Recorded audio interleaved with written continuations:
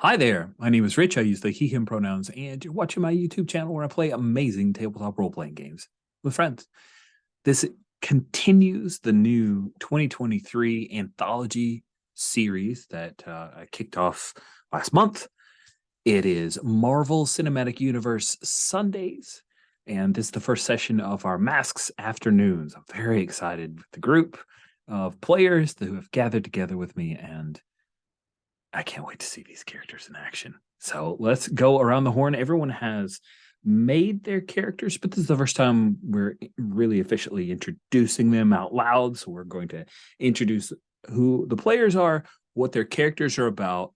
So you'll do yourself, your character, and then once everybody's introduced all the characters, we'll go back around to do relationships, influence, and when our team first came together, all that stuff. I can't remember the exact order, so I'm going to pull that up on the main Masks PDF. But for now, everyone will be introduced themselves and characters. Let's start from the left-hand side of the character keeper, heading towards the right. That way, Danielle can go last, because I've heard that she doesn't want to go first, which means Rod, it is you. If you could introduce yourself and tell us about your character. Yeah, hi, I'm Rod, he, him, and my character is going to be Squirrel Girl, the unbeatable Squirrel Girl, who is also known by her normal name, Doreen Green, and using the Beacon playbook to reflect her exuberance. Um, uh, I don't know what else. I'm guess we're gonna discover this version, the MCU version, together because uh, I'm I'm not fully sure how it's gonna be played out, but Me either. It's going to be amazing. I love it. Thank you so much, Rod. Next up, Kay. Hi, I am Kay of the she and they variety, and I will be playing a variational form of Quicksilver, Pietro Maximoff, to divert something that happened horrendously in Age of Ultron that we will not speak of. Uh, this is a Pietro pulled through the multiverse through the actions of Wanda Maximoff. So he's a little out of touch and a little out of time, and he will be a reformed. If you're familiar with the X-Men Evolution cartoon, that's kind of the basis of the timeline we're pulling him from. That's so cool.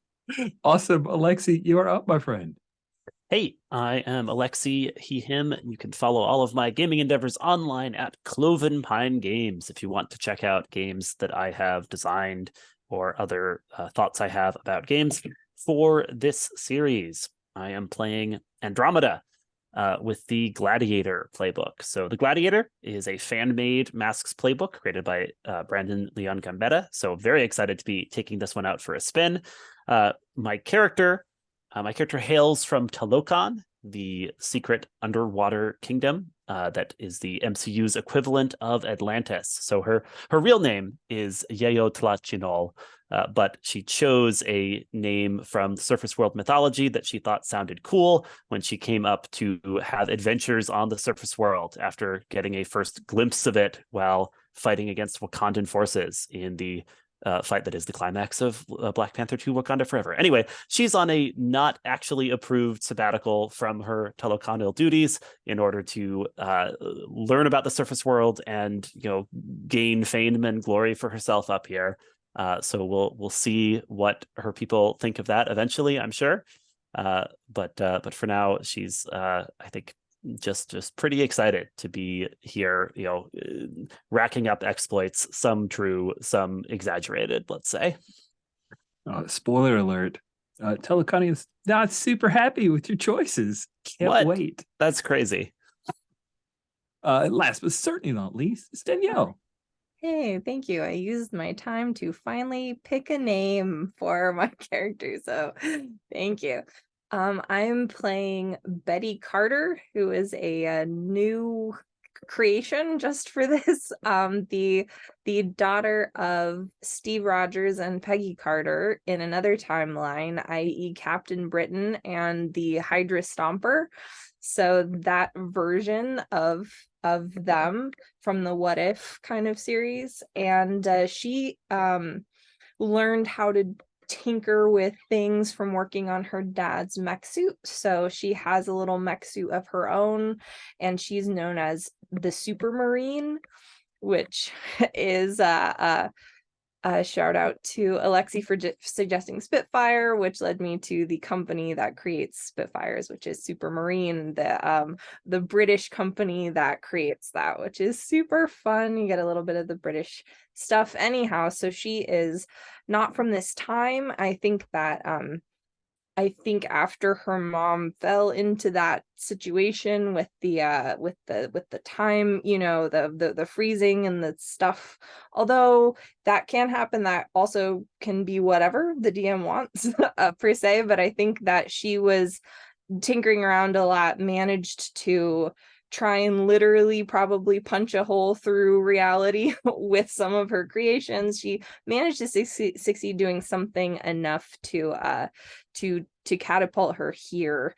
And I know that time travel is still kind of like a no-no for people to do. So she's now here working with this team, finding a way to get back, maybe find her mom, not sure any of those things, but also kind of like learn about the world and kind of pick out technology here. So not in a huge rush, but yes.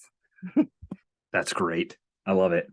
Now, I just, as I said, I'm going to look at the masks and see what order it says to do. And I have never done this right because according to the book, starting at page 46, you do introductions, then you immediately go with when our team first came together. So, wow, I've never done it that way. I can't wait to see how this goes.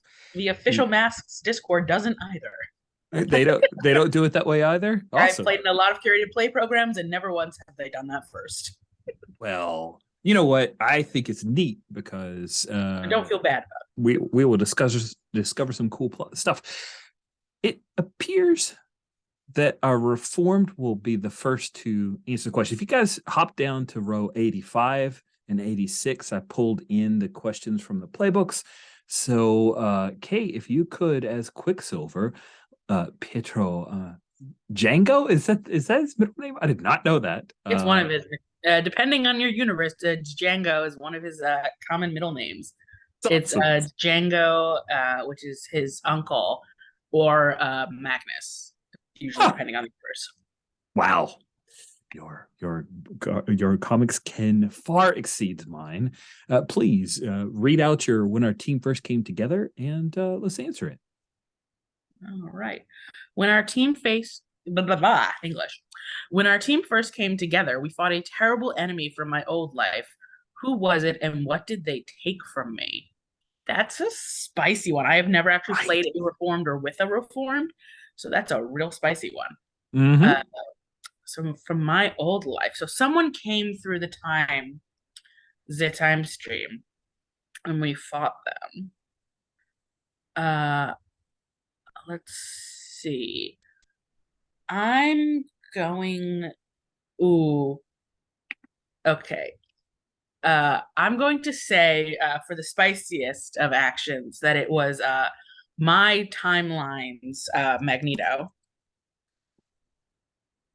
Magneto who came in. Whoa. Oh my goodness. So we've got old and new Magneto, because that Magneto was younger, right? The evolution one, or was he? He's like a older dad. He's like a medium range, because like Charles is both also like they're like the mid range. They're like the between of the two verses, like the old and the young. They're like the middle aged Magneto. Nice. Yeah. So okay. He came in. He's Silver Fox Magneto. He's not the current actor's version of Magneto. Awesome. Yeah, you get to have two Magnetos to play with now, Rich. So my timeline's Magneto, who came in like demanding to bring me back. I think I had a necklace I was wearing that he took. That was like one of the few things I had from my mother, or I had been told that I had from my mother. me and Wanda each had one, and he vowed to bring me back, even though he's like, I'm taking this now and I'll bring the rest of you back later kind of vibes. Okay, that is fascinating. Then after our team first came together from the Reformed, the next person, I believe, should be the Gladiator. So Andromeda, read out your question. Let's answer it. This is really interesting. The team completed a physically impressive feat that caught a lot of eyes. Who did you impress with your might? I like this because it doesn't say that like they're happy with you after you impress them Just with impress your might. them. Yeah, you just impress them. Obviously, Andromeda's a problem. I'm impressed by her threat to goodness. Scrolling through a list of MCU organizations just because that's fun. Here's what I want to put forward. I think we had to do some pretty crazy stuff to beat Magneto, right? Since he can rip up anything metal and throw it at us. Probably ultimately did some kind of crazy electromagnet thing involved using speed and strength and smarts and squirrels that we brought to the table to turn his powers back on him, and caught the eye of the 10 Rings clandestine criminal organization, because they're always on the lookout for what new crazy superpowers are out there, and we happen to be fighting on like their turf in the city, right? So we've been taken note of by the 10 Rings. Just gonna give us that. Wow. Oh, you guys just load my gun. That's gorgeous. Okay, so you caught a lot of eyes impressing the 10 Rings criminal organization. Wow. Okay, next up would be our brain. Okay. With all the detail on what it was that we did, this will really help that I created something lasting and beneficial for the whole team. What was it? Honestly, I feel like I think probably part of our strategy was less to even get him. I think the strategy was to get Magneto out from away from the city, from where all this metal is. So I think that I helped create some kind of like water skier speeder thing so that we could probably like prop Andromeda on it and like lure him out and then like use it to like we're on this thing, and so we could kind of like ambush him out in the ocean area, or at least subdue him long enough so that other people could. So I think it's like a little like hydrofoil type thing. I think that it's something that can be made out of like flexible plastic and other stuff, like necessarily not, it has to have a fan and an engine or something like that. But I think it was probably really lightweight and not a lot of metal components. So I think it's probably like this little water ski boat thing that we can like pack up and then use to kind of speed around. So it's some sort of like pop down, pop out little. So let me check in, just do a quick check in. Did you take any kind of Kirby Craft rod for your beacon? Because I don't want to step on. I just want to make sure that we both can exist. That's an outsider. It's an outsider. Oh, it is. It is. Rats. I always. Yep. So you didn't take it because it's a completely different. Sorry. It's like awesome. Oh gosh, so you guys have a fold up, pack up, non-metal hydrofoil. Yes. That's bananas and fascinating. Collapsible hydrofoil. Collapsible hydrofoil. Awesome. And then finally we end with the beacon. The question is, when our team first came together, we found signs that this incident was just the start of something bigger. What were the signs? Um, I'll check in with Kay on this since she's playing Quicksilver.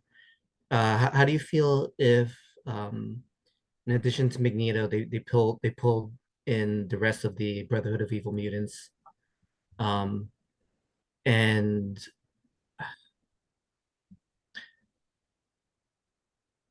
I think maybe Wanda came in at the end of our fight with Magneto, and she kind of helped turn the tide because we were still throwing everything we had at him. Yeah, And I then wonder. she told us that the other mutants, she thinks there were other people from your universe who came in. Okay, that could Yeah. be interesting. I like the idea that also like as she's doing the push, we're at a new location, but somehow there's also still a portal there. It's not like there was one portal where he came out of. Uh, there was like a secondary one that we put him through, which means there's more than one sort of entry or outry to this other timeline. And they're still open, you think? Maybe they can be opened, or they're still open, or uh, yeah, I think that could be interesting. Like maybe we sent him through one, but that doesn't mean he or others can't go through another. Maybe just take some time, or finding it, or Ooh. who knows. Yeah, Rich, this could be like an international thing where we're traveling the world looking for these Have open fun having portals. two universes, Rich. Oh my goodness, great. Okay, all right. Let's pull it back so Rich understands because there was a lot bouncing around. I want to make sure I get it. So the answer to the question, which of course you'll be typing it in so I can reference it later, is that Wanda was also present in this fight, right? Is that what you were saying? And that she opened a different portal? Well, oh, um, Or that portal to the X-Men Evolution universe is still possibly acceptable? I just want to make sure I understand it. I'm not trying to rephrase it. I'm trying to make sure I follow. my initial thought is that when she opened that portal to bring in her brother, she accidentally opened other portals or drew in other people, either or. Um, and that's how Okay. Magneto came in. Yeah. Okay. All right. And so also pulled in the Brotherhood. Yeah, some shenanigans of that. Yeah, like there's other portals, I guess, and I haven't maybe taken the initiative to go back through it. I maybe didn't realize that was a thing, but maybe other people have realized, is my understanding there. Correct me if I'm wrong, Rod. Uh, is that there are other portals abound that connect to this universe that I can think be. it'd be cool, but Yeah. it's up to the GM. So, Yeah. yeah. The answer's yeah, sure. That sounds wild. I'm into it. Cool. Okay. Then that answers our that was a bananas fight. So it started off, Magneto showed up, said, Quicksilver, come back with B. You said no. Then it got escalated. There was a point that goes over water because we have to use our amazing collapsible hydrofoil. And during the fight, Wanda came in. Somehow, other Brotherhood were pulled in. And then when Magneto and the Brotherhood absconded, they stole Quicksilver's necklace, and also the Ten Rings organization was notified or became aware of Andromeda's strength. So we have Magneto and Brotherhood from another universe present in our reality. We're playing in New York. Oh, sorry. I was going to say, I imagine that they can come in and out through like the portals, because I imagine my understanding, and correct me if I'm wrong. My understanding of the fight was like we kick their tushies back through the time hole, Okay. but we're warned that they can and will come back because Wanda was like, "You're not taking him again." Nope, that's I imagine why Wanda steps in. So it's kind of signs like- that the incident was just the start of something bigger, and the signs are evidence that the portals could reopen. Yeah. Cool. Thank you guys for helping me reconstruct it so that I can follow. That is awesome and amazing.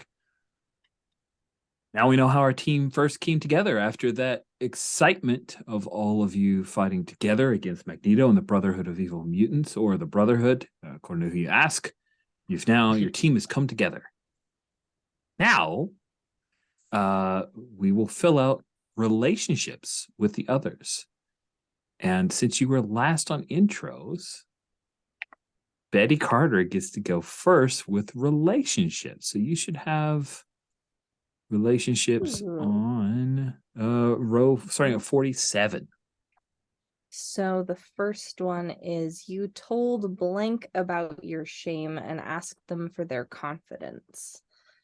And I think that we've been talking about a lot of time portals, like clearly things are very permeable. I think that I probably told Doreen, because she seems like the most friendly, comforting type person so far, about like that what brought me here was some kind of like misfire / explosion / I don't know, essentially like the collateral damage of it back home.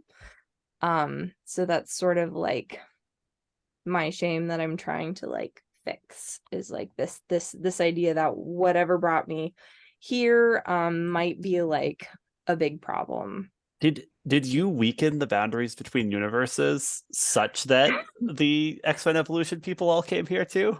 Yeah, you know, probably, maybe that's one of those things where like as these things keep happening, like I'm just like, gee whiz, gee willikers, I sure hope not, but that would be kind of great to tie those things together, since a lot of people are increasingly permeable. So like maybe I told Doreen, like maybe I accidentally loosened something that the portals are now like really thin. Anyway, don't tell anyone. I'm sure it'll be fine. Awesome. And then you have a second relationship. Yes, I wish I could be a better hero. I think more like Andromeda, because she seems really with it. Like she doesn't have like weak spots.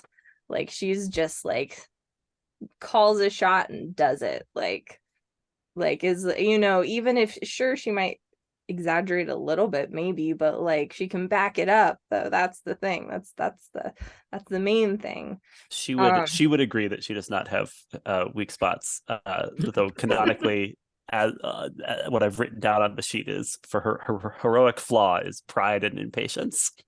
Listen, Oh, she would also agree she has no weak spots. It's like, I really like her, and you're like, I also like me a lot, so I think we'll be friends. awesome. Thank you so much. Now it is time for Andromeda's relationships. That's right. So I have two. I'm going to start with the more obvious one. Blank has a warrior's heart, but a scholar's brawn. And that is Betty 100%, right? So I recognize that she has the heart of a warrior, but that she has to rely on these human devices to fight. I think if she trained a little more, right? Maybe that wouldn't have to be the case, right? But I think she has potential. It's inside her, and I will help her bring it out. Make me do push-ups. That will.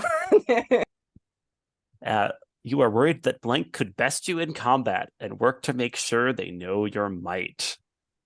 I am really interested in what I go with for this, right? Because like, if it's Quicksilver, then it's about the like classic like speed versus strength matchup. It feels like, right?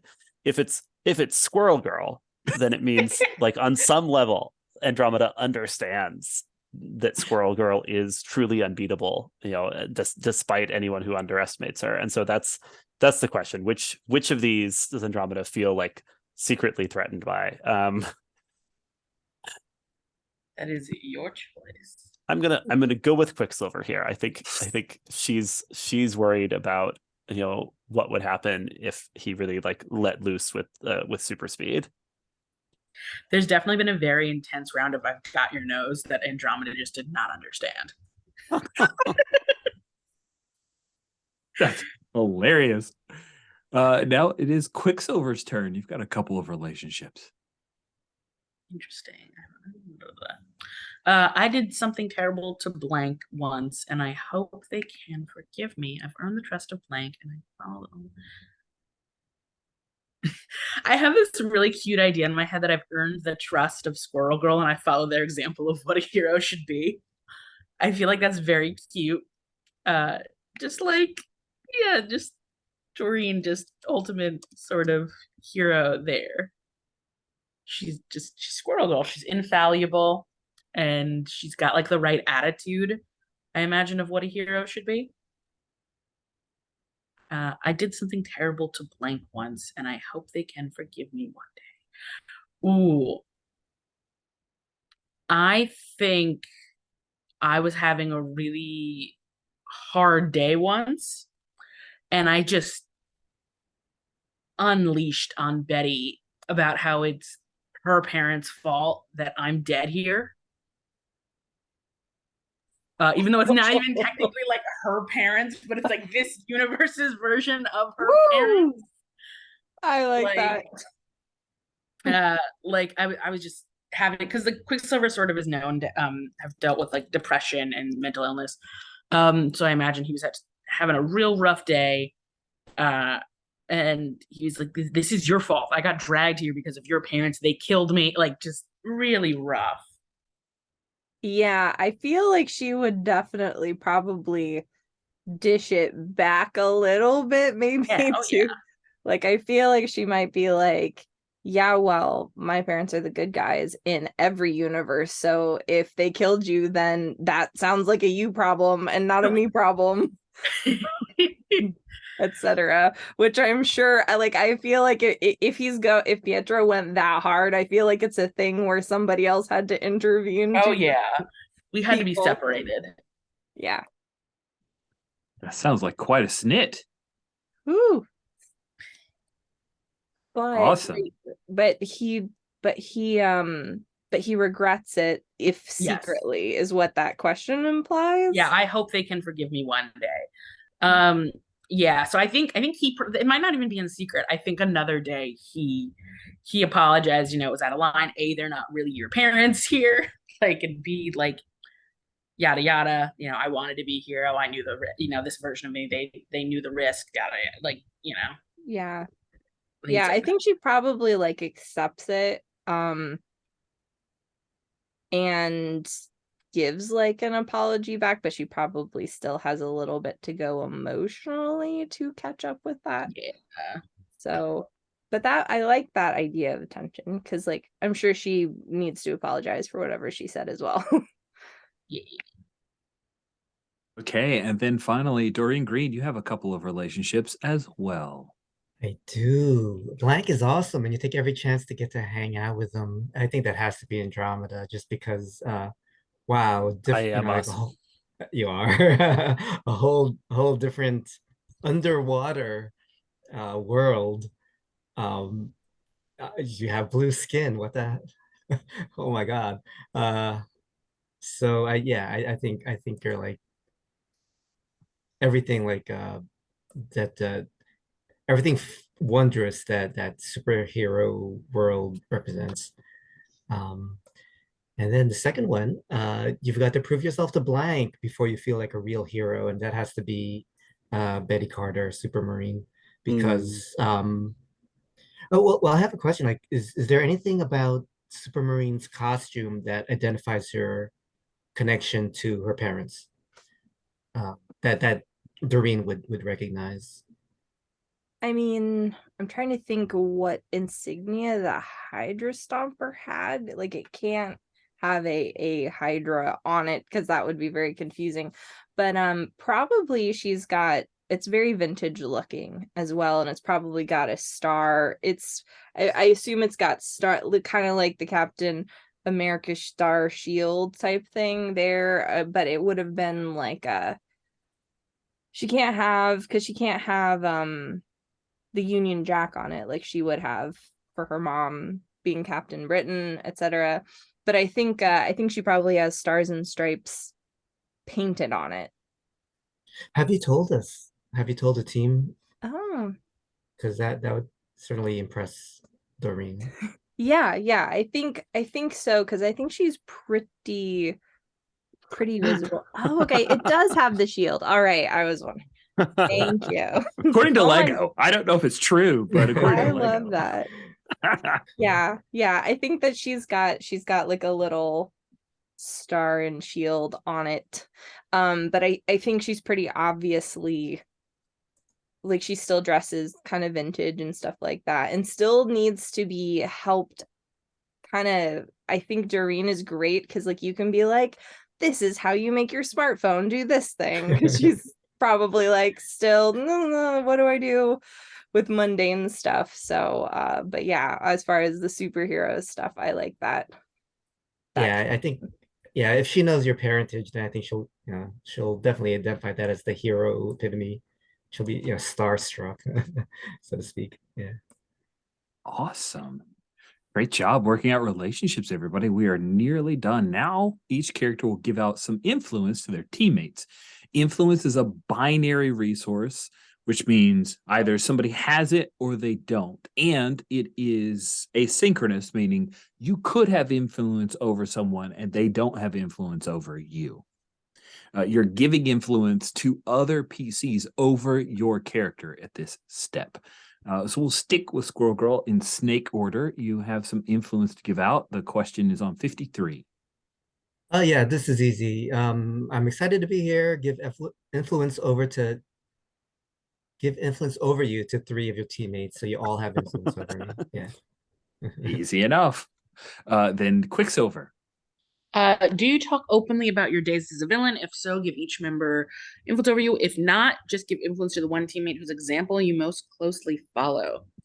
I don't think he's very I don't think he's very much open about it. So I think I'm gonna throw that influence over. Let's see. I'm gonna give that influence to Squirrel Girl. That's great. Sweet. Then we move on to Andromeda. I respect those who know the warrior's way. So give influence to the 2 strongest members of your team.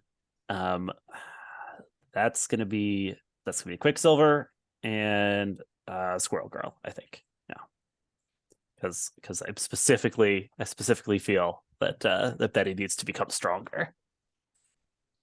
You need to work out. And now, Super Marine, you have influence to go out. Yes, it says you need people as much as they need you. Give influence to 2 of your teammates. So I think I'm gonna give. It's difficult because I kind of feel like everybody, but also influence, meaning like if it's not just warm feelings, if it's like this person can make me mad as well as that, I feel like it's definitely Pietro, and then probably like Doreen, because we've already like shared, like I've already shared my fears about stuff here, so I think that it would be both of them. I like it. Congratulations, everyone. We have formed our team. We've resolved with influence, and everything is hunky-dory. We just Good need a work. name for our team. You That's do. That would be interesting, but it doesn't have to be right this minute. We can jump in. I am interested in doing some fun. So, just to check in, has everybody played Masks before? It's okay if not. I'm perfectly happy. It just tells me like what gear. Does anyone not played Masks before? And okay, has because you obviously are in the Magpie and talking about how they do. So, all right. Seems like everybody has at least played Masks once. Mhm. Cool. We all agreed that we would be playing in New York because that's kind of Marvel Central, and that's fun. Okay. Good. I thought so. Everybody has some touchdowns, and if you have questions, just ask questions. It's no problem. Happy to work through stuff with folks. So I've unhidden an NPCs tab that exists that has some folks in it. So that'll be fun.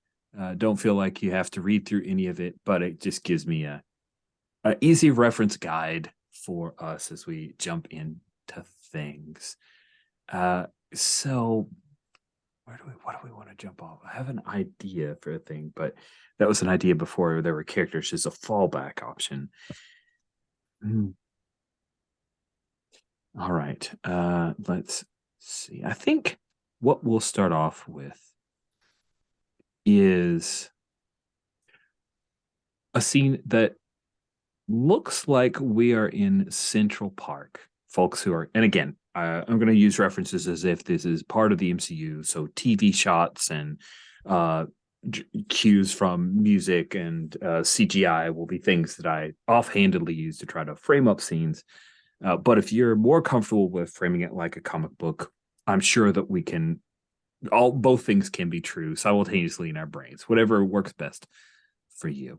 But we kick off with what looks like Central Park, very central casting Central Park. So we have kind of background. You can see a few of the buildings of New York City. But it is very central casting. Like all the people in the background of this establishing shot are very attractive. Like they're just absolutely the epitome of the youthful figure or the engaging older person or the person who has the little cotton candy vendor, right? He's just, that's a great small time actor that just gets the parts on cool TV shows that you just love, or he's some person from an indie film that you may recognize in the background that's helping their kid work on their roller skates across a sidewalk. Everything's so idyllic. And then out of nowhere, we hear this deep, heavy bass sound that repeats several times. And we realize from the mechanical sounds in between, this is some giant stompy robot thing. And then the camera pans up to show how large the creature is.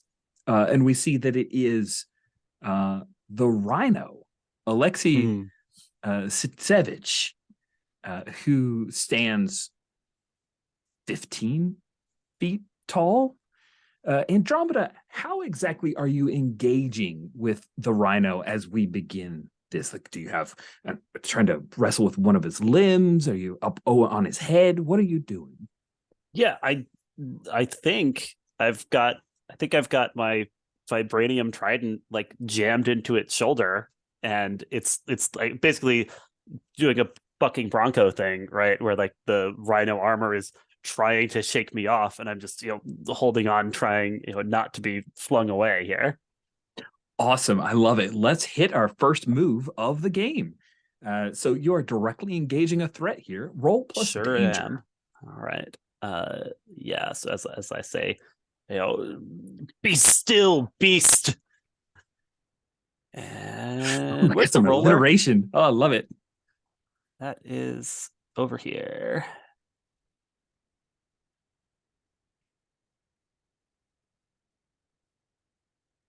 Oh, if folks needed the roller, it's on the safety and roller tab. I have found it. Directly engage. I say, be still, beast. I've fought greater monsters than you on the floor of the ocean. You don't frighten me. Nice. 7. Oh, beautiful. A 7. On a hit, you trade blows, and you get one option. It is on row 3 of the basic moves. Yeah. I want to create an opportunity for my allies. Sweet. So I think what happens is the rhino's left arm falls off, and he's in a mech suit, because I'm rolling with the maybe not the best envisioned, but still interesting looking giant rhino suit. So the mech arm falls off, but then you lose a little bit of balance. He grabs you, Andromeda, and I think the opportunity is that he's busy slamming you back and forth a couple of times. Yes, we have a Hulk style. We do. We gotta hit the classic. So please take a powerful blow, Andromeda. Yeah, I can do that. Awesome. Your roll plus conditions marked. You have none to I have start. no conditions marked yet.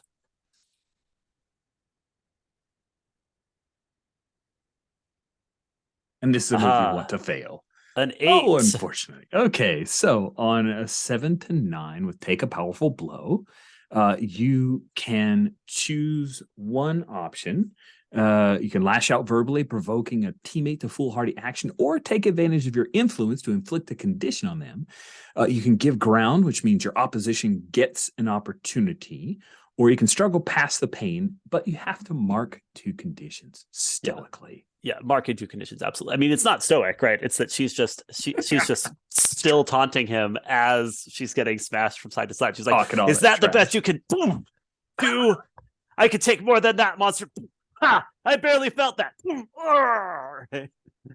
Awesome. And in a bad Russian accent, he says, "It defeats you. You're nothing to me. I put on back on later." So the camera like swings up and looks around. Who is the next to try to come in as Andromeda's getting mashed like a grape? I think we see like a blur, of course. As Quicksilver comes in, and like there's maybe some power outage starting to go on around them.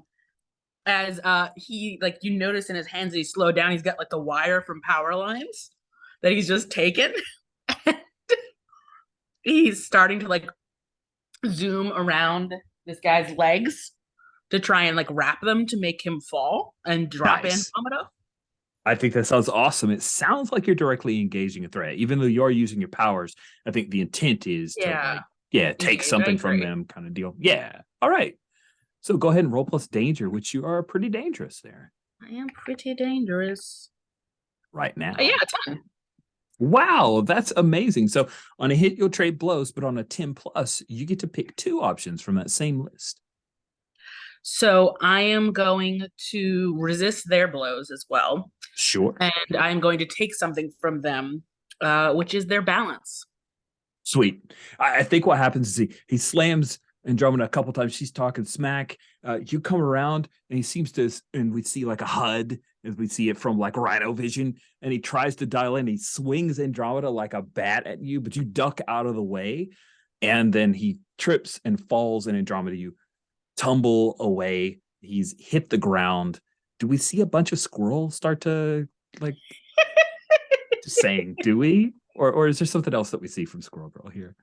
I think what we see is from the perspective a person fleeing the scene, a regular bystander, and then we see the camera pan from the other way so that we see their face, and they they just kind of stop in mid-run, and her eyes like widen, and then we turn around to see what she sees, which is a horde of squirrels coming out. There are other people fleeing, and they kind of like part, and you see Doreen standing there, with her hands on her hips, and the squirrels, swarming from her. And I think they're just gonna like swarm over the rhino, looking for anything to bite, any wires that look important, and try to disable whatever his armor is running on. That is amazing. So he looks up for a moment. He sees this bunch of squirrels coming. He says, "Gruesome," and then bam, they're all over him and the suit. And it feels like another directly engage, unless you were angling towards a different approach. No, that's cool. Okay, you're terrible at this, though. I'm excited to say you're not great at this. This is I awesome. do have a move. You do? Yes, which lets me use Savior instead of Danger to directly engage a threat. Oh Love man. this move. So, How are you dramatically under fire? I'm not saying no. I just want to know you're how are true. you? That's true. It is that condition. Does the rhino have a friend? Are you being attacked by Sandman? I mean, if so, then you're dramatically under fire.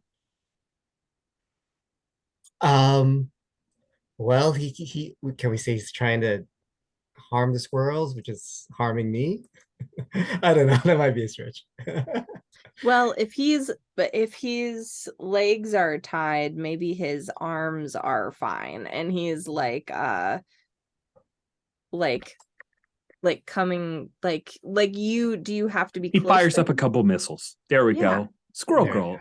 The squirrels are coming and he like, who is doing this? And he reaches Right. up with his one good arm and then we see this huge Russian, like it's got Russian marks on the side of it, missile that's coming towards you, squirrel girl. You're now dramatically under All right, fire. So that works. go ahead and That roll works. plus savior instead of danger.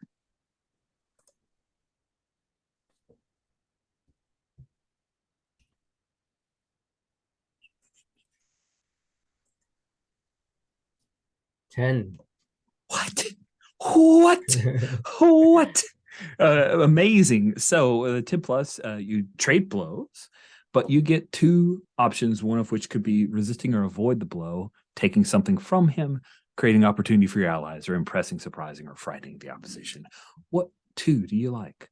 I will resist blows and I will create an opportunity for my allies. Awesome. So the opportunity is that he's malfunctioning. You duck under the missile. Squirrel Girl, always unbeatable. And Betty, it seems like he's weakened. He's a little bit blind. He's covered by squirrels. And you have a perfect opportunity to try to finish things off if you have an idea. The perfect opportunity while my compatriots have been running around to tinker with some of my things, alter the type of cannons. I'm putting like gas in there instead of the typical like missile or something like that, and I want to use my always prepared, so I get to hold 2 gadget, and then I get to spend 1 gadget, and then roll superior to, so I kind of want to make a makeshift like trank spray. Ooh, like, interesting. to try and fire him in the face to like knock him out slash destabilize him. Okay, cool. So I'm first you need to thinking- see, with always prepared, you hold up to 2 gadgets. You're unleashing your powers by producing a brand new invention. Then you spend a gadget and roll plus superior, right? Is that what you're doing? Yes. Okay, cool. So I'll mark off a gadget on this one, and then I will roll this perfectly weighted now that everyone's been hitting 10s. Used up all the superior. You've got a plus 2 Okay. superior. I'm I sure a got it 10's plus coming 2. right now. I'm sure. There it is. There's my 5. All right. The good news is you get to mark potential. Yeah. Is there a specific miscondition on this? I don't think there is, right? It's just you're basically I mean, I could unleashing your have, powers and failing. Awesome. it could have misfired into me slightly. Like I could have accidentally gassed myself with this a little bit. Are you okay with that? Because that definitely is like a rookie mistake. Are you okay with that? Yeah. Okay. I think she's like a little out of it now. Like, or it definitely didn't go off right. And so she's now like, what is happening? This doesn't Awesome. fit in this tube. So yeah, you end up the spray goes off in your face, and I'll just have you mark a condition, and it doesn't affect Rhino at this point. What condition do you think hits you when you spritz yourself right in the face? I am mad that this did not work correctly. This is ridiculous. It's ridiculous. It's amazing.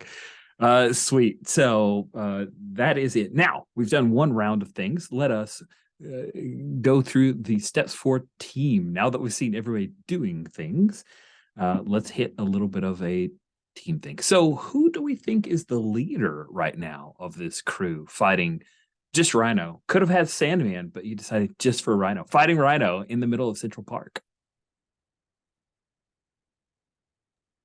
Tough one, I know. Andromeda was definitely out there first. Yeah, Andromeda I would be. believes she's the leader. Yeah, I'm gonna say Andromeda. Pietro does not want leadership. Okay, that means I'm adding two team to the pool.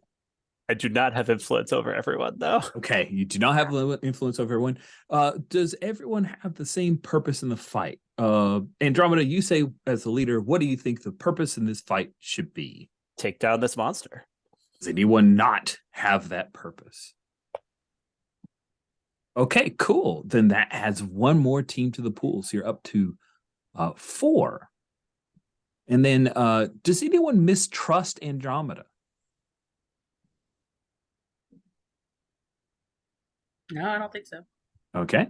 And then do you feel like you're ill prepared or off balance? I know we don't have any back matter on what led up to this.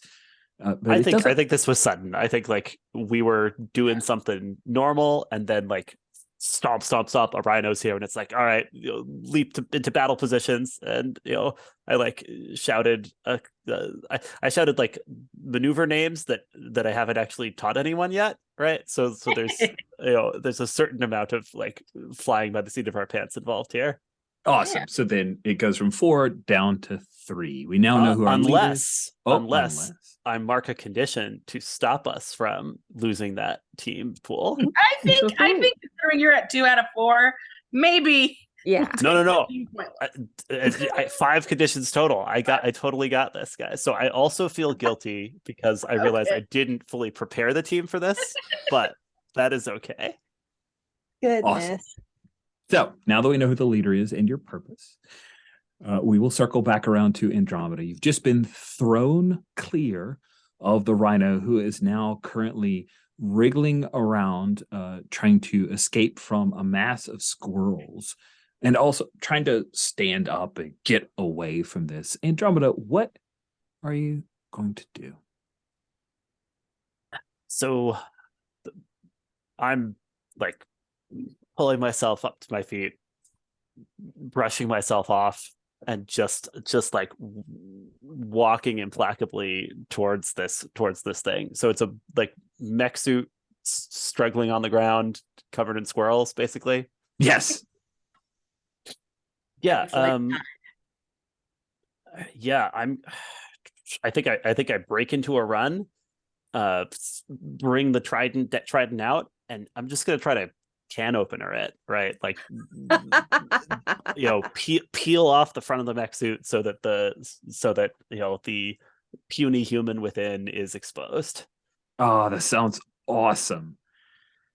I think it again is a directly engaged. Like it feels like it's a pretty all-purpose move, and you're good at danger. So let's have you roll. Well, I'm even better at danger than I was. Oh, that's right. Because I have this move called Now It's My Turn, which says when you take a powerful blow, you may shift danger up and any other label down. So after the last time I got hit, I have done that. So now my danger is +3. Ooh. I thought that looked weirdly high, but good. What could go wrong? Nice. And I have rolled snake boxcars, so it's a 15 total here. This, you do exactly what you intend. You yank the man inside the rhino suit out, and then you get a couple of options here. Yeah. I definitely impress, surprise, or frighten the opposition, right? Like I want this Russian thug and his who's no longer in his rhino suit to be terrified of me. And can I take something from him in that take something from him, like fling him out of the suit so he's he's no longer in control of it? Yeah. You fling him out of the suit. There are a couple of squirrels who are on top of him. There's like a slow-mo of him tumbling through the air, screaming, and one of the squirrels like bites into his butt. Then he splashes into a fountain and comes up, and the squirrels are happily swimming away. But he is definitely no longer filled, ready for the fight, and his mech suit is down. I'm curious, Quicksilver, since you are super fast, Yeah. what are you doing? Looks like Rhino has been defeated. Yeah, I'm right on him with more stolen electrical wire. And am just tying him up. Okay, you do the thing. Not even a die roll. He is down. You tie him up, and he falls forward on the lip of the fountain, sorely defeated. Squirrel Girl, that's when you realize you're not sure what he was doing.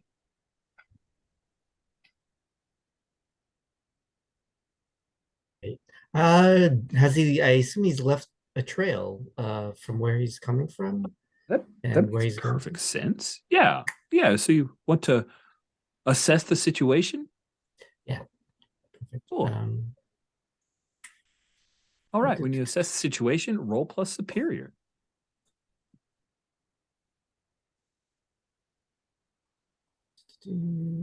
Spirit.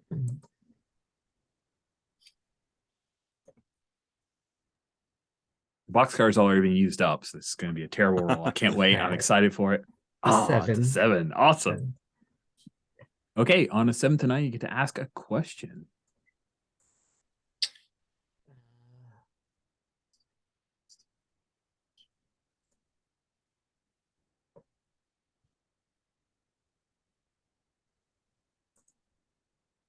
Oh, It's column B, row 3. You see the questions? I do. Yeah, I'm just Okay, trying cool. to figure out Just which. want to make sure that. Just want to make sure you. I wasn't assuming that you know where to go.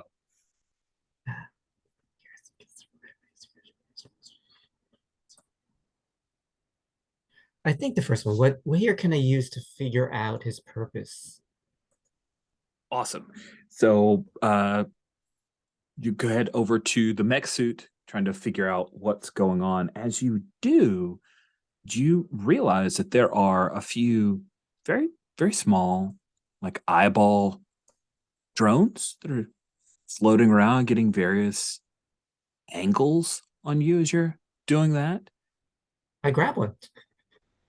Oh, nice. So you like reach up and you grab one, and it's like a little. I'm imagining it's a little bit like a what's the golden thing that you try to catch her in Harry Potter? Snitch. Yeah, it looks a little bit like a snitch, except it's silver. And when you grab it and you hold it, the iris kind of zooms in and out a little bit, trying to focus on you. And Right next to my eye. yeah, it's awesome. And when you look at it, it doesn't have any like Russian markings. It doesn't look like the tech that Rhino is rolling with. This thing looks really sleek, kind of like weird and oddly alien. Hey guys, I found something. Uh, I'm about to say Betty, but then I go Super Marine. Can you take a look at this? She's like stomping over in her suit, having wiped her eyes, and is like, let me take a look, and probably like grabs it, looks it, rotates it around. Cool. So as you're taking a look at this device, Quicksilver, what are you doing? I think I'm like sitting down next to this tied up man, and I'm like, so listen, I also recently learned that crime doesn't pay. You're old, so it might be like harder for you to learn. Like, think about it here. It's pay You just great. Hmm? It's pay great. I don't care if I lose to you, stupid kids. Rude. We're teenagers. Well, mostly teenagers. Looks over Scrovo. What do you? Buddy, you're not saying something, or you're saying something, but you're not saying something. You're gonna talk now. Ooh, sounds like you want to provoke him? Yes. Excellent. When you provoke someone susceptible to your words, say what you're trying to get them to do and roll plus Yeah. superior. Tell me your shenanigans, sir. What are You you want him to doing? spill the beans. Spill the beans. It's 9. Oh, my. Wait, it came to a 9? Yeah. Yes. I'll spend team on that because I specifically made him frightened of me. There we go. Cool. So I I'm think like, tell me what you know. And I think I'm like doing this great job, and like I don't realize that Andromeda's looming behind me, also intimidating him. yeah, now to be clear, she's like in pretty bad shape, but she is putting a brave face on it so that she can seem to be, looming threateningly. Yeah. Nice. But Nice. she's like leaning on the more of her weight is on the trident than she wants anyone to see. Nice. But you spent the team. It does push it to a 10. He's unaware of it, but we, the audience, are aware of it. And those drones, they like pick it up. They're like zooming in. Maybe there's some commentary to pick up what's going on with Andromeda. And you want him to say, like, what's going on? What are you not saying? And Alexei says, I just realized that could cause a problem. Yeah. I'll just say, just the Rhino. We'll just continue to call him the Rhino. What's his last name? Is it Navalnich? It's Sitsevich. Sevich. Okay.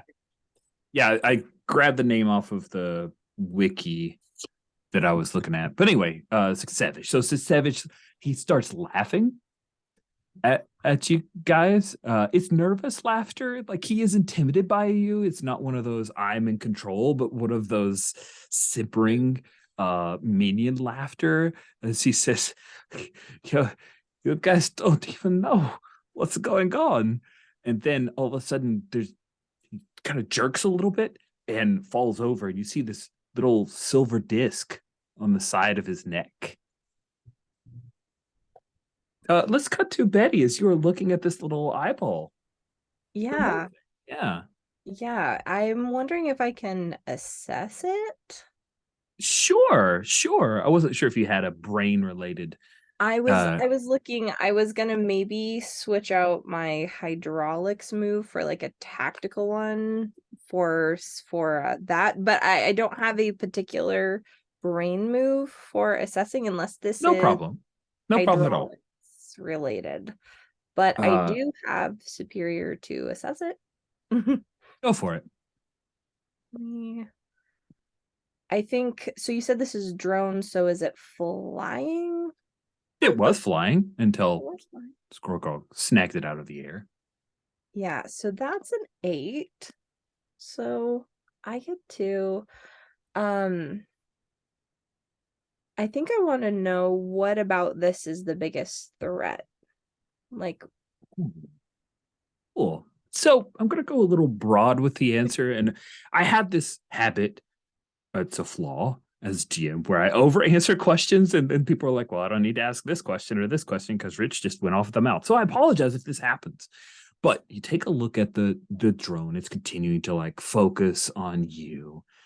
And you realize that it doesn't have like a red indicator light, but you're pretty sure it's broadcasting, that it's some kind of camera drone, as are the dozen or so other drones that have just about every possible angle. And then broader, Betty, you recognize that all those central casting people, they never ran away. They just paused and watched. And there's a little bit of polite applause. There was no cheering. No one's asked you for autographs. No one's really reacted the way you would expect people to react when a giant mech suit dude is thrown into a fountain after being covered by thousands of squirrels. This feels really broken and odd. yeah, I think she's like,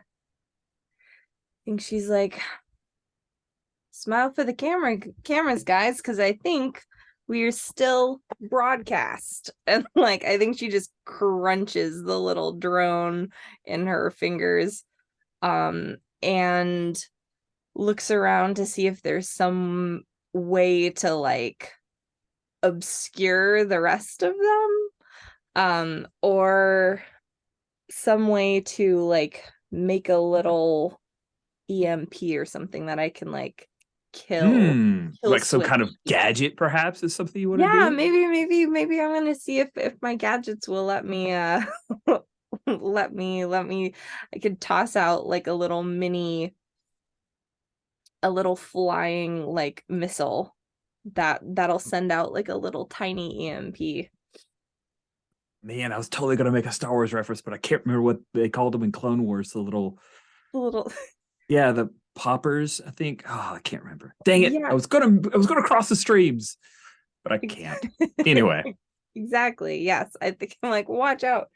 And I'm grabbing one from like inside an arm somewhere and I'm like throwing it out into wherever the kind of the locus of these hovering things are.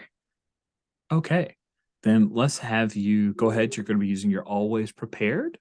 Yep, I will mark the last gadget down, but I did roll. That's what we like to see. That's a 11 plus a 2. There we go. The tits are back. No XP for you. Cool. Boom! It's a big explosion. The EMP grenade goes out, and it's a circle, right? And when that thing goes out, we see all of these things fall to the ground. We also see a number of squirrels fall over. Not like they fall over and kind of spritz up with a little electricity. You did not kill actual squirrels. Don't worry, no harms are going to come to squirrels. This is MCU. I'm not gonna do harm to animals for that move that was successful. Anyway, cool. So I want to check in. We haven't seen Squirrel Girl after your capturing a drone, but now the drones seem to be down, and you see a few of the people here in Central Park are like looking around slightly confusedly, and near you, Squirrel Girl, the like indie actor that was helping their daughter skate says, line what line what do you do?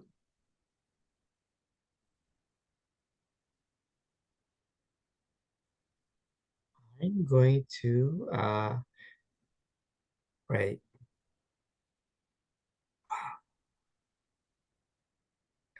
I want to study the squirrels, but I'm gonna look at the girl who's saying line. I'm gonna pierce the mask. Beautiful. Perfect. See what Yeah, exactly it's awesome. Okay, what is happening? You ask her. Awesome. happening here? I mean, Rod thinks he knows it. Let's see if Squirrel Girl can find out. Come on.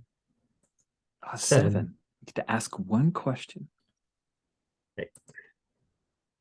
Uh,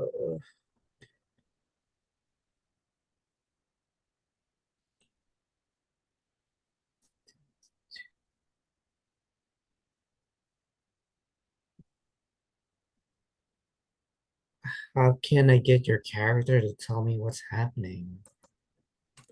Nice. I think you just ask, and she says, I'm not exactly sure. The director's not talking to me right now. I guess maybe we should just do some kind of bit until everything comes back online.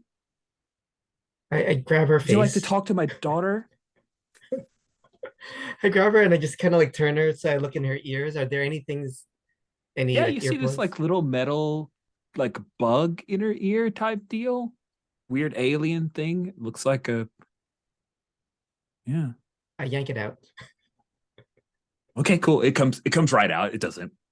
We're not gonna have a Star Trek Wrath of Khan moment. So it comes right out. Sorry, I just had to do that reference. Thank you. So yeah, you yank it right out, and she's where am I? You're in Central Park. And I yank if her daughter has a bug, I'll yank that out too. Cool. Yeah, the daughter, she's, oh my, what's going on? And she does not look to the mother for any help whatsoever. She like registers she's there, but she's looking at you. She's like, oh, you're Squirrel Girl. Well, yes, you're right. You are. Is there anything weird about her? I mean, she just seems like a little girl. She seems like a little girl. She doesn't have a New York accent, but you know, Right. It's New York, so she might not have a New York accent. exactly. She could be a tourist. Who knows? Who Yeah. even knows at this point? Let's cut to Andromeda before you've got to duck out. I want to give you at least a moment before you, Alexi, have to leave. Oh, yeah. Because so Rhino was laughing at us, and you know, Betty was like pointing out to us some of the weirdness around, right? Like we Absolutely. Yes. And then Rhino got hit with a disc and like passed out or died. I'm not sure. Oh yeah, He's breathing. okay. Did he get hit with it or was it already there? It was already there. It was The already thing that was there. already on his neck kind of like sparked. And I was like, what sort of surface world shenanigans is this? I don't know what sort of your timeline shenanigans is this, as I like sort of pull him out of the fountain. And I'm like, this is, I don't know, and I try to like pull the thing out of his neck. Oh, it's the thing where you like pull it and the skin just kind of comes with it. You realize you could probably pull it, but it is really attached and could cause him some severe blood loss if you yank it off. So,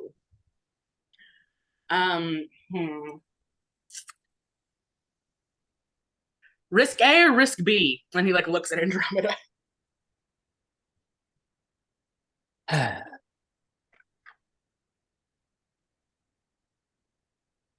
We're not supposed to break these villains after we play with them, I think.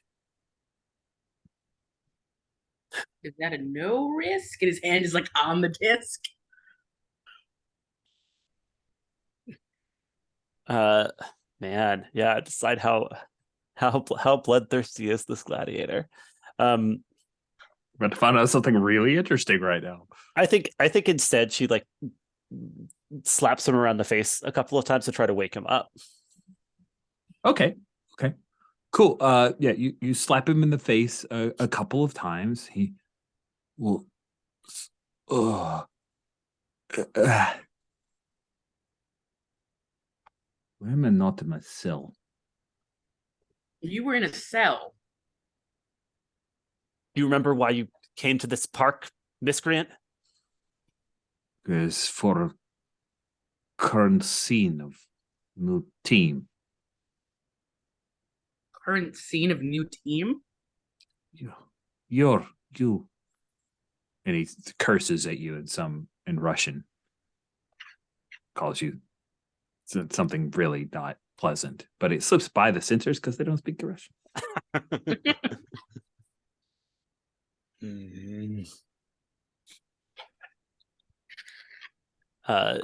Yeah, I think Andromeda is angry, guilty, and insecure right at this moment, right? So she's unhappy with these like cryptic answers. Don't worry, they'll be coming around to fix it, whatever broken. And Okay, get back yeah. to my cell. Yeah, I am movie star handsome, yes, but we're just teenagers in New York. Not in New York. Where are we then? And you ask that question, and then in MCU, so we cut to this dark control room where there are thousands of televisions, and there is a black hole of dead monitors in the middle. And you see that there in this control room, there are a bunch of various not human people who are screaming into their headsets, no, we can't get the feedback. No, can't get the feedback. And then slightly out of camera range, you hear this voice say, "Well, yes, perhaps we'll have to kill this program." Take care of it. And then Andromeda, I'm not sure how we'll wipe you out, but Squirrel Girl, as you're talking to the older woman and not her kid, you're kicked in the back by someone who you didn't see was there. And when you fall to the ground, you see that there's a very tall woman with 6 arms and several swords who says, "Well, we need to take care of this. Green, I really did not agree with your casting." And then she's going to reach down and try to grab and pick you up. Oh, I will not be picked up. Oh, really? What would you like to do? I am just gonna be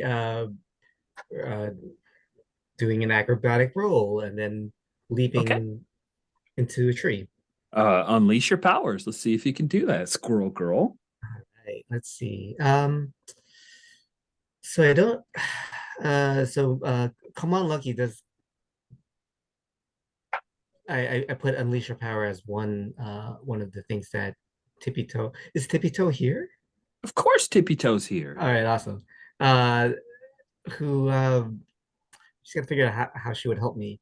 I think maybe just distraction. Okay. As I really need that +1. I hear you. Let's see.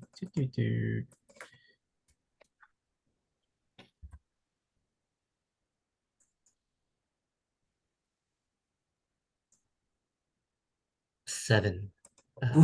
Skated by. Thank goodness for Tippy Toe. Yes. Cool. So you can escape out of here away from this 6-armed, white-clad woman, but you're going to have to take a condition to make it permanent. Otherwise, you're only away for a little bit.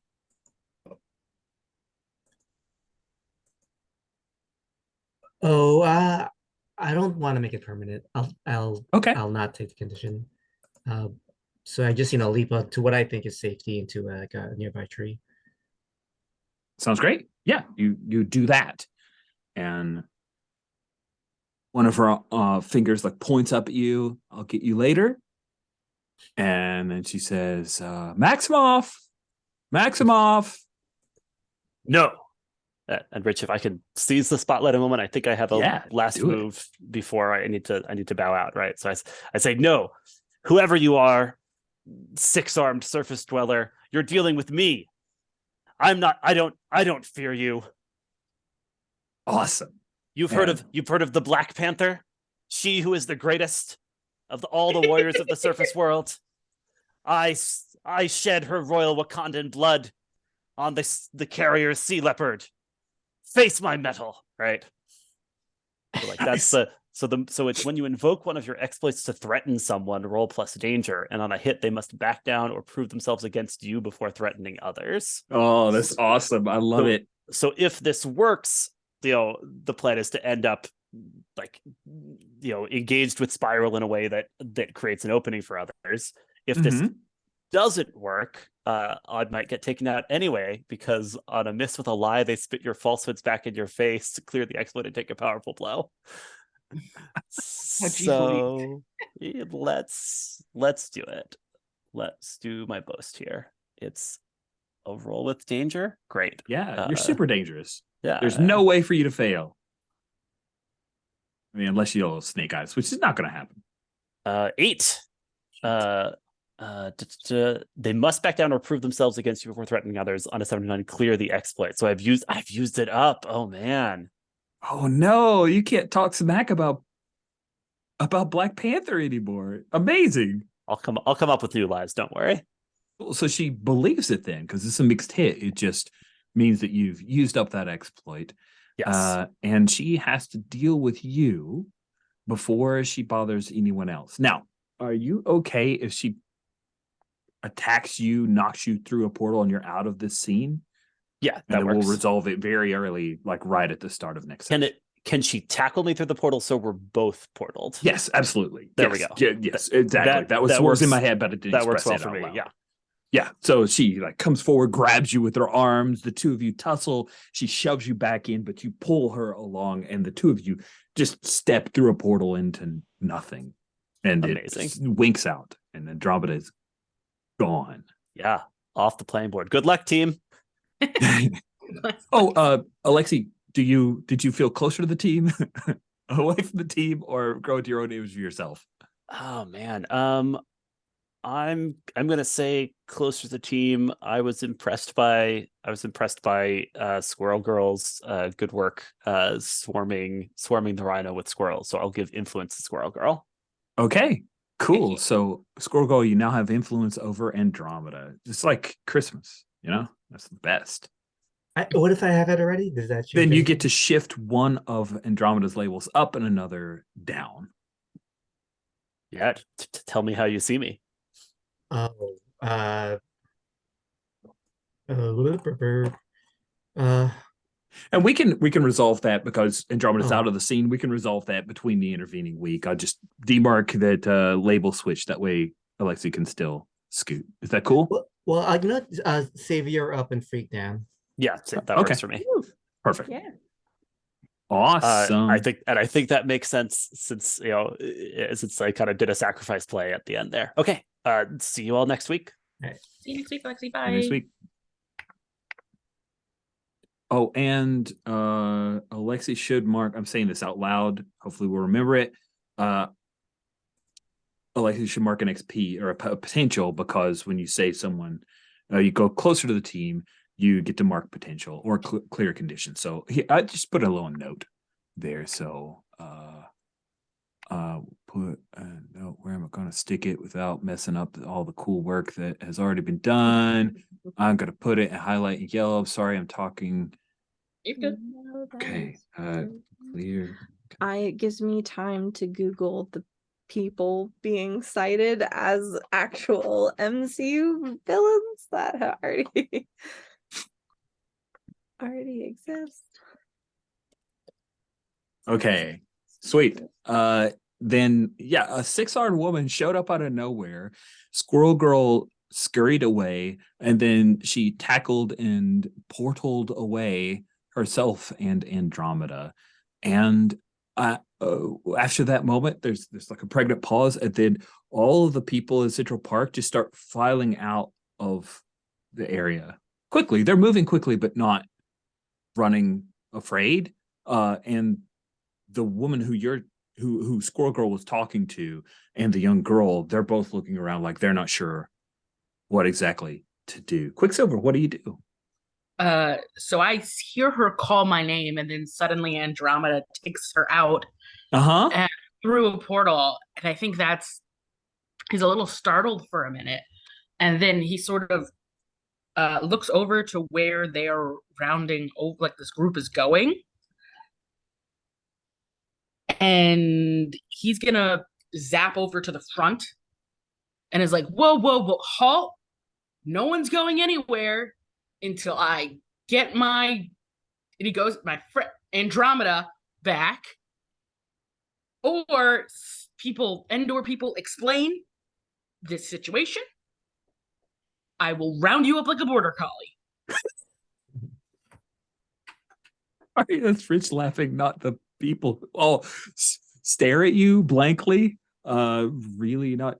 I'm sorry. We were just told that the scene's done and we need to go back to our trailers. Trailers and scenes. Again, you guys are speaking like this is a movie. Explain yourselves right now.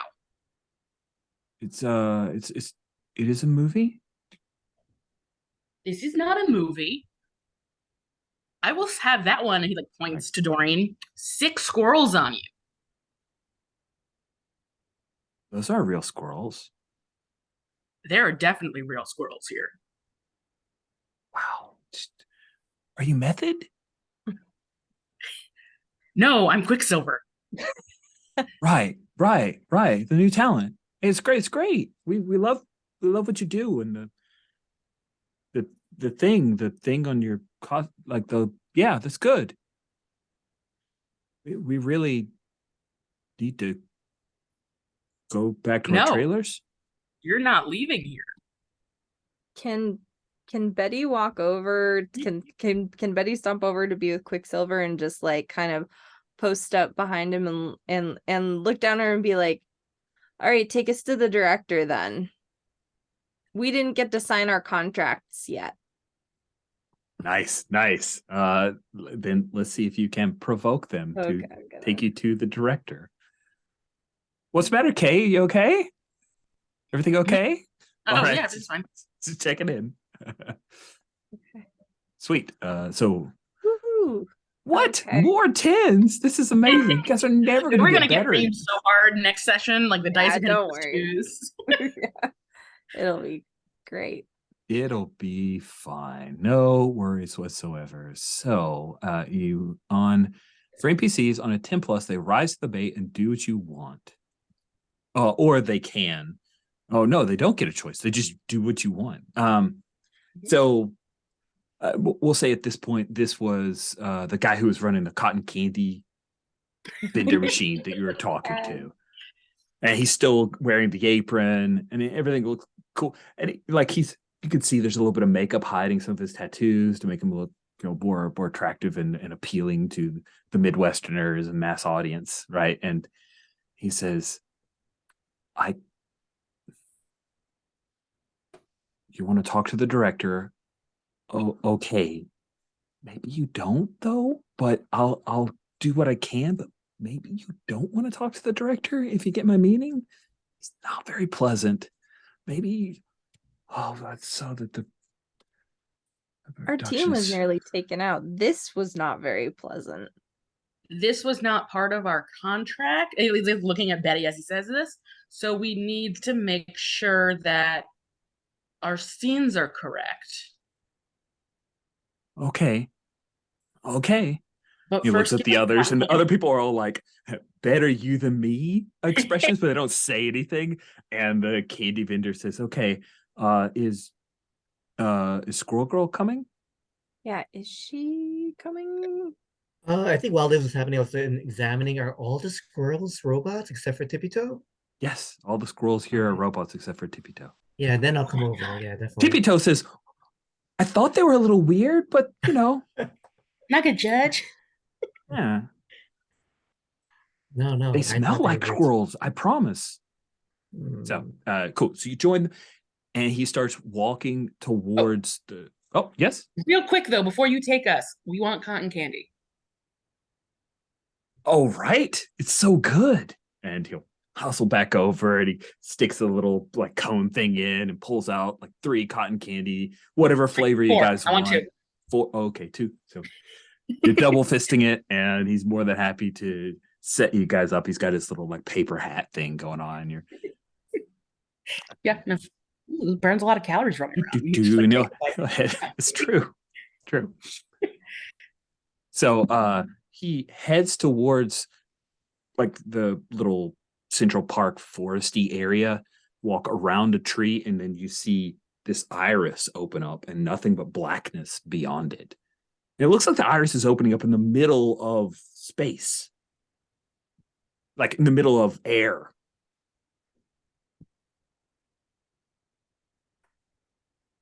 Cool. And he walks through. What do you do, Betty? Does this portal look familiar to anyone that I would have seen / been thrown through or anything?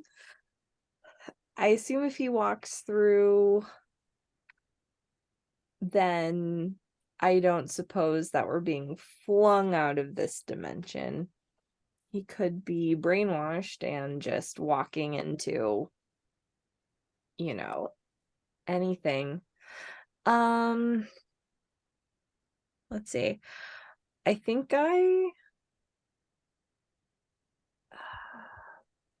yeah, I think I I think I detach like a type of, I think I probably have some sort of like rope type thing or some sort of like lead. And like if this is using too much of a gadget, but I want to give it to either Pietro or Doreen, which one will go in, and I want to go in last. I'll be like hanging this onto you when you go in, so I should be able to pull you guys back if something is really weird. It's not foolproof, but it's better than walking into a whole unknown. Sure, I'll go. Quicksilver like looks at you. He's like, "How?" Wait, sorry, real quick. Okay, so the out of character. The picture you used for our character looks really young. Is she like 12 or like how old is she? Then again, maybe I'm getting near my 30s, and now everyone looks like an infant. But For Squirrel Girl? yeah, Yeah. how old do you think she is? Oh yeah. I think she's maybe like 15. Yeah, she's a little bit Wow. younger than Okay. 15, 16. Is that Okay, okay? then she can't go first. We can't let her. We can't. We're in big protect mode then for at least. She looked like baby, so I feel like Pietro might be a bit protective of her. Oh, that's cute. Yeah, I feel like she's like, I'll go first. And Pietro like puts a hand on his shoulder and he's like, I think I should go first because I'm, fast. Zoom, zoom, in and out. If things go bad, I can turn around real quick. That makes sense. Yeah. I guess. Yeah. You can pop back out and let us know that it's safe, Pietro, right? Yeah. No, yeah. I'll go in real, real quick zooms.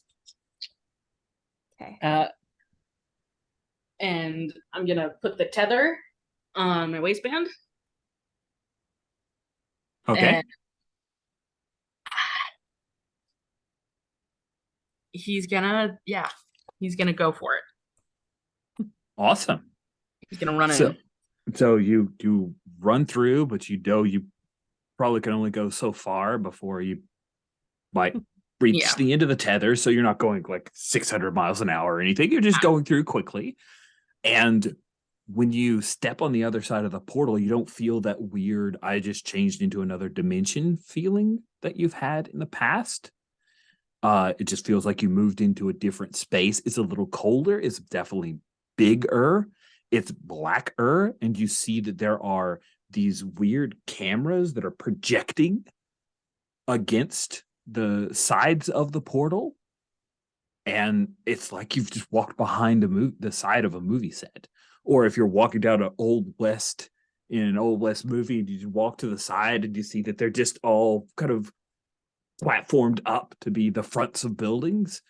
That's what it feels like here. You see that there are a number of weird alien guys who are running around all frantic and screaming about we need to get the power back and where did Spiral go? And they're like half chittering in English, half chittering in weird alien language that the subtitles don't even explain what's being said. So you mentioned cameras. Is it like the backs of cameras, or are there cameras shooting where I am right now? No, the cameras were projecting Okay. the Central Park. Oh, okay. Yeah. Okay, I see. So they're like spraying enough information for it to look like Central Park where you were. Okay. Yeah. So I see this, and I'm gonna teeter back. I imagine he must have said like one tug means pull me back out, two tugs mean come in. And he's gonna look around. Nothing seems to be immediately dangerous. He's gonna tug twice. So come on in. Okay. I'll mark on the ground like an arrow just in case Andromeda comes back here. Andromeda, go this way. Yes. That is adorable. Yes. Yeah. Then yeah, Betty will march in after Cool. Doreen. And Cotton Candy Guy is there. He's waiting for you guys. Like he went maybe 20 feet in. He saw Quicksilver zip in. You guys do a little bit of conversation, and you finally come out. And he starts leading you towards, you see this huge neon sign that says control room. It just blinks every once in a while, control room. Undo that so I'm not tethered in case I need a zip. and he will lead you guys. There's a little set of stairs going up to the door in the control room. Do you guys head up the stairs and follow the cotton candy guy? Yeah, cool. He opens the door up, and you guys head up the stairs, and you see behind him is the control room that all of the audience saw just moments ago. And then there is a light that gleams on this figure that appears to be maybe 6.5 feet tall, but only because the blob of it is sitting on these weird mechanical spider legs. And you see what kind of looks like a mostly naked guy, but there are these weird things attached to hold his eyes open so that he can see everything at all times. You see all of the TV camera or TV monitors you saw before showing Central Park. And the cotton candy guy says, Mr. Director, Mr. Mojo, the principal actors wanted to talk to you about their contracts. And he turns his head and he looks at you guys with this wild-eyed frenzy. Your contracts are that you get to live. And that will be our end of episode. Yay. Cool. So that is the end of our first session. We do have some end of session questions, and then we'll do stars and wishes. So let's start off with the end of session, which is at the start of end of session, line 16 on the basic moves. It's the same thing that Alexi went through. We're going to start from the right-hand side of the character keeper, heading towards the left, skipping Andromeda, of course. So then we will first ask a Supermarine. Did you grow closer to the team, grow into your own image of yourself, or grow away from the team? I think I grew closer to the team because Awesome. yeah. Who made you feel welcome? Well, Doreen wanted my input on the mechanics stuff, and like even though I kind of backfired on some of my moves, but she was like, "Hey, Supermarine, what's going on with all these like gadgets?" So I felt like I was still contributing. Excellent. Then that means that Doreen gets influence over Betty, Which she has, I believe. So you get to which means move you my immediately get to label. move one label up and another label down.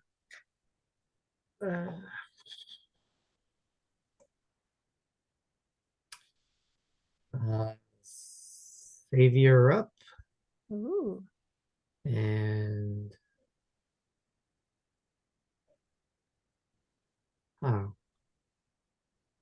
um,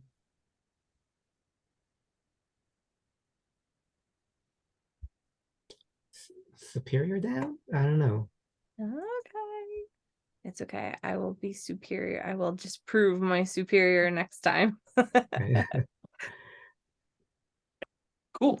Then we will continue moving to the left, which means it's Quicksilver's turn. Did you go closer, grow away from the team, or into your own image of yourself? So I think I grew closer to the team. I think particularly Andromeda, quote unquote, sacrificing herself for me, or at least that's what it really looked like for Pietro. You know, like this woman called his name, was coming for him, and Andromeda like tossed them through a portal with themselves. So I think I'm gonna throw influence over to Andromeda. And did Andromeda have influence over you before? They did not, so I'm gonna throw. Okay, cool. All right, awesome. Thank you for adding that. And then last but not least, Squirrel Girl. Did you grow closer, grow away, or grow into your own image of yourself? I think I grew closer just because it's we're thrown into this crazy situation, and naturally people will get closer or try to stick together. Okay. In that case, make me feel welcome.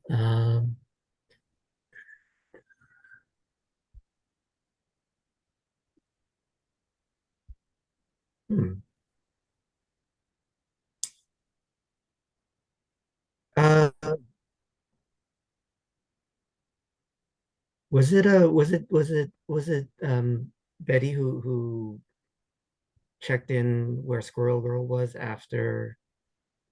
I'm trying to, I think it might have been Pietro. Like we all were like, wait, where's Betty? But Pietro was when you were like, I'm gonna go into the portal. Pietro was like, why don't I go first? Unless that felt infantilizing to Doreen. And like, she's like, no, I'm gonna do dangerous stuff. I think because I think because of the way Pietro said it, it didn't come off that way necessarily. Although she's a little jealous that he gets the first chance to do something fun. Um, but I think yeah. So I'll say it seemed like Quicksilver was looking out for her, but that Nice. kind of settingly, yeah. Cool. Then you gain influence over Squirrel Girl. Did you already have it, Quicksilver? Yes, I did. All right. Bump up a label and knock down a label, please. All right. I think I am going to bump up mundane and bump down danger. Wow, you're super mundane. Yeah, you're just such a baby to him. He's just like, Oh, by the way, I'm going to do a little sum calc above labels for everyone because it's always supposed to add up to 3 until you get an advance to like add 1. That I found it helpful for me, and when sometimes the labels will get moved around a bit. So I'm going to do that for everybody. In case you see suddenly there's a 3 there, that's what that means. It adds up to 3. As long as all your labels add up to 3, you're golden. Cool. That finishes up the team mechanics at the end of session. So now we'll do stars and wishes. We start with wishes so that we can end with stars. Wishes are critical feedback. It could also be, I'm a little confused about X or Y, or it could be a true wish of like, in these remaining 2 sessions, I wish that we would see so-and-so, or I really want to engage with blah, blah, blah. And as a reminder, friends, I am the son of a Marine Corps sergeant who became a high school principal, which means that I am very good at being open to critical feedback. So don't worry about it. It's A-okay. Just tell me what you feel, and we'll embetter it. It'll be totally cool. Rich, did we finish the end of session? Because I think we did get we? to Oh, did I cut off somebody? I'm so sorry. Clear condition or mark potential. Oh yeah. You need to Right. clear. If everybody who grew closer to the team, you get to clear a condition or mark potential. Sorry about that, Ron. Thank you for the catch. I think I will clear that condition just in case. Good payoff. I had no conditions, so I just marked potential. Yeah. Okay, cool.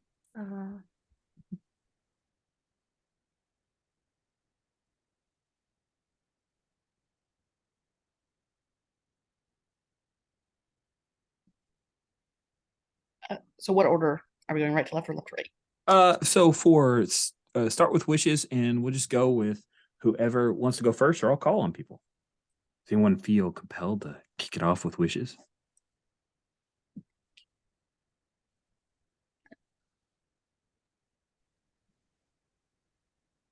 I think that my wish is like, I want to find some way to get influence with Andromeda if she's going to be the leader, so that then I can use one of my moves, which is like, you can give the leader tactical advice while you're in that. And I am forgetting, like, if that's just something you give other people. You can give influence to anyone at any time.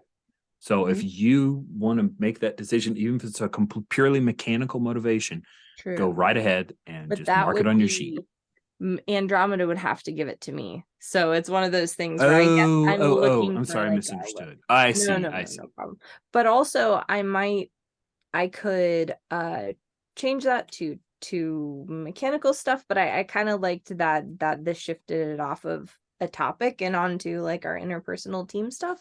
Mhm. So yeah, so I guess I'm just cut something interpersonal or something team based. I'm excited to kind of get into that. It seems like we have a fun like we're looking out for so and so's looking out for so and so, you know, this person is willing to go down for the team. And so I guess just like some kind of little interpersonal team stuff that will put pressure on that. Cool. Thank you very much, Danielle. Who'd like to go next, Rod or Kay? I guess my wish, I want to see Longshot. I am, yeah. This is Well, now you Star. tell me. Yeah, no, this is. I'm very excited. This is a star, not just a wish. But I love the Mohoverse. I think it's wild. It's one of my favorite things in comics. I'm a big fan of Spiral and Longshot. Just yeah, so I'm very excited. Yay! I'm glad to hear that. Awesome. Thank you, Kay, and then Rod. Do you have any wishes, friend? Oh yeah, well, you know, Longshot's my favorite character. But gosh, you know, uh I'd love us to get into a team combat with if not the Brotherhood, then another team of villains.